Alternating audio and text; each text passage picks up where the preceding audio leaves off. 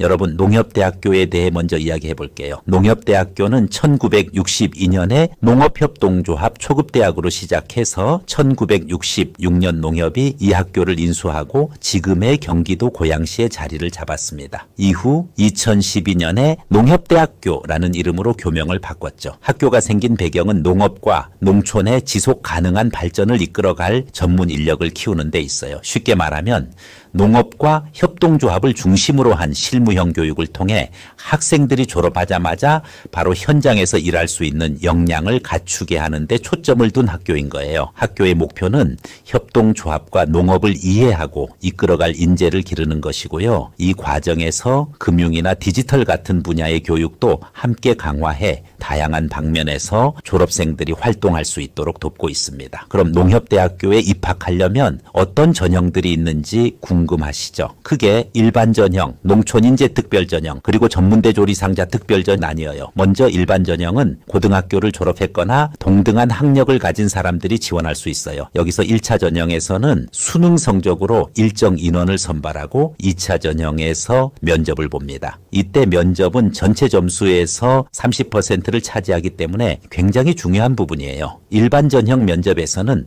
농협 취업을 왜 원하는지, 협동조합이란 무엇인지, 농업에 대한 시사적인 문제를 얼마나 이해하고 있는지 등을 주로 평가합니다. 다음으로 농촌인재 특별 전형은 농업인의 자녀나 농촌에 거주한 경험이 있는 사람들에게 열려 있어요. 여기는 학교 생활 기록부를 바탕으로 1차에서 선발한 뒤 2차에서 역시 면접을 통해 최종 합격자를 뽑아요. 면접에서는 농촌에서 생활한 경험, 지역 농협에 취업하고자 하는 의지, 그리고 봉사나 리더십 같은 활동들이 얼마나 잘 드러났는지를 본다고 해요.